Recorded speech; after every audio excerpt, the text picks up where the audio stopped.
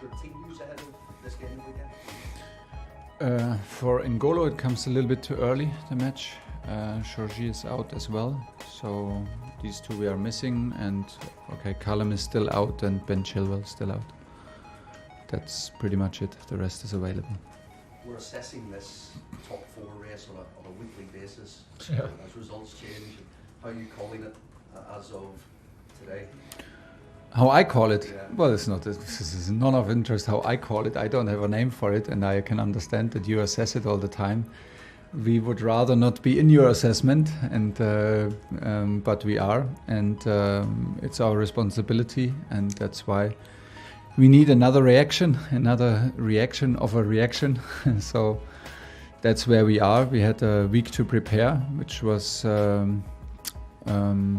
nice, but not nice because we preferred to play Champions League. But it was nice to have the team, to have influence in training, to set the focus on the things we want to improve, and we need to, well, we want to meet our standards, and we demand a lot from us. I think there are a lot of reasons why it's maybe also sometimes normal to drop in intensity and to drop in the level of effort, but as we are an elite sports team and an elite sports club, and we compete on a very very high level of this sport, there's not much room for normal behavior. We want elite behavior, and this includes me. So we need to step up, show another reaction, and show that we can play better, we can have more impact and more effort in the matches, and start from there on tomorrow. And the football continues with the ongoing backdrop of the takeover. What have you been told this week about developments, and are you confident everything is I've been told last week that we have a preferred bidder and things are going forward. So it's a pretty important week now for the club, but I was not involved. I was fully focused on the pitch, but after what I heard last week, I'm confident. What makes you think it is so positive? Have you been given reassurances about the plans for next season, and how you can work towards that? Well, clearance is always the best, because when the situation is clear, you can take actions, and then you can make a judgment and actions, and you can act. Otherwise, you're in a passive role. This is what we are. This is we try to make it the smallest issue possible, but it is, of course, it is always there, and we prepare to have it like in a clear and forward-thinking situation. And this is what we're looking for and hoping for, that we know what we deal with, and we know what the circumstances are, and what the circumstances are in improving the team, and that we can act and not react, or even worse, do nothing. I just wanted to ask you about Lukaku as well. Obviously didn't come on against Everton when you were needing a goal. Mm-hmm. Just how do you get the best out of him going forward, and do you see a situation that you want him to be part of your squad and can be an important part of your squad next season? Always, yes and yes. I want him to be an important part of the squad, and he is right now in a very important part of the squad next season. As I just said, there is no way for us to do. There is no recruitments and no players are about to leave, because it's simply not possible. If the situation changes, we need anyway to adapt all the time to contractual situations, to individual situations of the players, to what we want, what we think, and what the development will be. But we signed a big player, and he still is a big player. He didn't come on because we only had 3 changes, and we used one, unfortunately, and had to use one in halftime for Georgie. Otherwise, there was a huge chance that we would have had the same changes then against West Ham, where he was involved with Hakim and Christian Pulisic to turn the game into our favor. And he trained very well, and maybe starts tomorrow. Let's see. Last one, Paul. And what needs to happen for him to have the impact on a consistent basis that you all dreamed of when he made that big money? What needs to happen for him? Yeah. I don't know what Actually, I don't know what needs to happen. He needs to happen. Everybody needs to happen. This is life as a football player on this kind of level. Everybody does the very best, and it's like for every other player. And of course, we do the very best to integrate him. And then it needs to happen. He needs to happen. We need to support him and trust in what we do. It's there is not this one thing that we can provide or we need to find to make this happen. It's about trust, about commitment, about also about the feeling for the game, a bit of luck, game momentum. That's it. Moose. Thomas, great to meet you. In terms of recruitment, you just said there won't be any. I mean, even if the club is taken over. I said what? Recruitment. Yeah. You said there won't be any. Is what Moose said. There is none in the moment. Yeah, not possible. It will be taken over the club before the transfer window opens. You say so, but we're not sure. No? But maybe yes. If it is, are you already looking for replacements for the likes of Rudiger and Christensen, who we know will be leaving? Of course, but in the moment it's a very small process. You look at it and that's it. We cannot make contact, we cannot get in touch, we cannot convince nobody, we cannot make an offer, so it's just we're having a look, we have ideas and that's it. So in terms of your competitors, you're starting the summer and the transfer window way behind in that race? Yes, we are behind in that race. We said before, yes. But look, it will be maybe a disadvantage, but not a decisive disadvantage. Whatever team it is, we will be competitive because we are competitors and the club will always be strong. So even if things turn out and it's the exactly same squad, we will arrive for the very first match to win the match. We have never done anything else and we will not do anything else. We have ideas and we have clear ideas how to improve, how to freshen up the squad, how to improve the squad, how to bring new energy, new quality. But would not be the first transfer window where you have a wish and you cannot make it as a coach. So we will find solutions and we first of all we need to adapt to the general situation to see if it's possible and then what's possible. Regarding the ownership as well and the takeover, would that be an explanation as to some of the recent results the team have had? I mean, does it affect the team, what's happening at that level of the club? It surely affects the team, but I cannot tell you to which degree.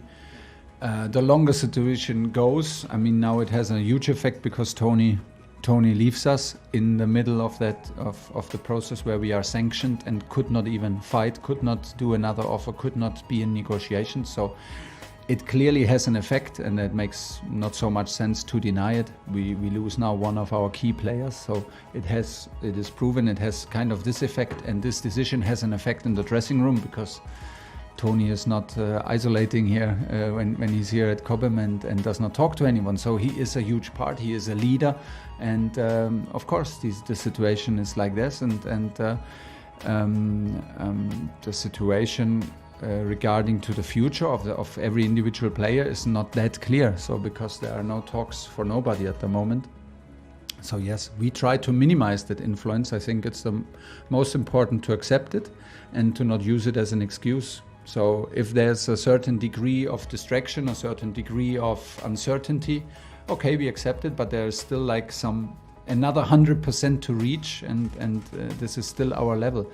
There are many reasons. There, like also look at our schedule and look like if you come from like the situation was like we come from big knockout matches like against Real Madrid in Wembley, and then you go back suddenly after busy schedule, you go back to the league and play for points, and maybe the team had a bit the feeling that there is like, we have not so much to win, not so much to lose, and you lose maybe a little bit the edge, and this can already be enough to lose matches, and then you lose a bit the confidence. And so there are many reasons, and it is maybe also normal that it happens, and we are at the same point than in the very beginning, but normal is hard to accept, or maybe not hard to accept for us because we demand more than normal, and we are in a type of elite situation where normal does not bring us to the goals that we demand from ourselves. So we have to fight it, go against it against ourselves, against the normal maybe behavior to drop a little bit and be back on top level. It starts with physical input from tomorrow on. And the last one from me. It's a big end to the season because suddenly from being comfortable in third, I don't know whether you're looking at Arsenal and Spurs thinking they could both catch us. And obviously you've got to get some form together because you've got a big cup final next week. Absolutely. And anyway, what we need to install and what we want to install anyway is like to be in this kind in the mentality and the mindset on a daily basis, or let's say every 3 days, whatever it takes, no matter if it's a cup game, if a Champions League game, or it's a normal league game. This is where maybe we need to close the gap as well. So there are reasons for it, like why the gap is that big, and there are reasons like maybe why the teams behind us could catch up. But there's no reason why this should continue like this. So the next moment to stop it is tomorrow, and I'm absolutely convinced that we have also enough reasons and to trust us and to believe in us, and there is no need for major doubts. So what took us there is the most important, and was hard work, determination, big effort, and this is what we need on the highest level, and then we are a competitive team. Once we drop in, like not in significant matters, but a little bit here and a little bit there, we are obviously a team that can also lose or drop points against everybody, and we don't want that. Lindsay, PLP. Hi Thomas, just to slightly further expand on the recruitment that was mentioned, just because I know it's been put to you about the gap between Chelsea and Manchester City and Liverpool this season. Is there any fear or worry that you're going to miss out on players that other rivals are maybe going to end up getting? And when you talk about having these plan Bs, is that majorly looking at the loanees that you've got out at the minute and bringing those potentially back?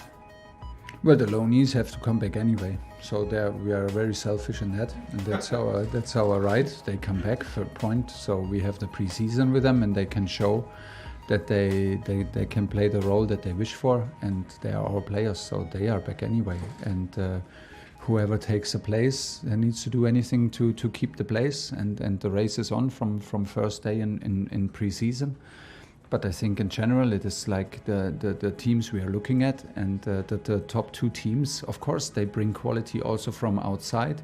You need to be very good in recruiting, very good in scouting, very good in decision making, all of us, to sign the players who are like the best fit, who bring the mentality, the mindset, the positional profile that you need to improve the squad, because it is also here on a very high level, and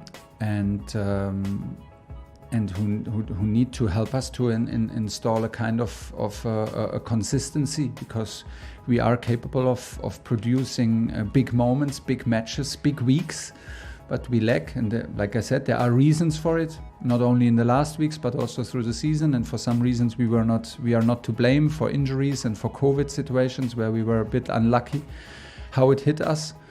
And that's it, but there's no major doubt, and there's for sure no fear, because we're still talking about sports, and I'm in general a very positive person, and a person that believes that things will turn out in a good way, because it's in our hands to make them good. So whatever comes and whatever will come, we will start the next season at some point in early July as Chelsea Football Club, and whoever's on the training pitch will need to be ready, that we push him to the limit, and we will be in there for 100% and ready for the fight. We will never give in before, and we will never make excuses, but a part of being competitive is, of course, also being competitive in signings and being competitive on the transfer market. Of course, it's also reality. Last one, Lindsay. Just one more from me, just ahead of the weekend with Wolves.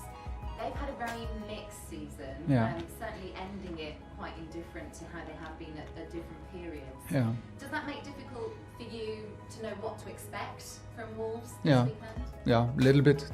They had problems in the very beginning with the results, and then they were very, very strong over a large part of the season. They struggled with results in the last weeks, Obviously, everybody sees that. This is a given. If you go a bit deeper into the statistics and deeper in the analyzing of the game and the matches of them, you see that it's still very, very difficult to create chances. It's very difficult to bypass their defenders. They defend very, very disciplined, and we will not. For me, it's not possible to hurt them by pure ball possession. We experienced that kind of game in the first match, where we struggled a bit in the first half with their structure on the ball. We didn't allow anything. We defended very well, but we struggled also to create. So we need to be very aware of the moments where it's possible to accelerate the game. It's so far in the season and also in the last matches almost impossible to catch them on a counter-attack, because they protect them. They are very well protected when they attack. So it is. We need a good mix between patience and still, while we are patient, we need to we need to try to play a high rhythm, that we don't get the feeling that everything gets a bit stuck. So we will try to implement a high rhythm, and I expect like their core performance of discipline and very well structured team. Okay, last two in the broadcast section, Nick and then Simon to finish. Thomas, I don't know if you saw Christian Pulisic's dad, his tweet, which was then deleted, but he was saying that he said that Christian is in a sad situation, and his dad talked about his love for the club, his teammates in London. He did delete it, obviously, and also it's not Christian saying that, so I understand there's a distinction there. But is there an issue there? Conspicuous by the absence in the tweet was, didn't say that Christian loves you, but I can understand the player doesn't love a manager if he's frustrated with being out of the team. Right? I'm not concerned if a father does not say that the player does not love me. I'm not concerned about that. For sure not. Is everything right there? And I mean, obviously, with me and the father. No, with Christian. Oh, maybe not. I don't know. With Christian, obviously, it's a good thing if players are frustrated if they're not playing. Right? It's a normal thing. But is there a line, and is he on the right side of it? Of course, it's a normal thing, but like every manager, we have our reasons to choose for lineup, and we have our reasons to go for players in the first 11, and you will never see on this kind of level of competition happy faces from players who are not selected. Between me and Christian exists zero problem. He had a fantastic training week so far. He is in some matches a huge impact from the bench, and for him and for everybody else, and it has absolutely nothing to do with any tweet or any reaction from agents or fathers or whatever.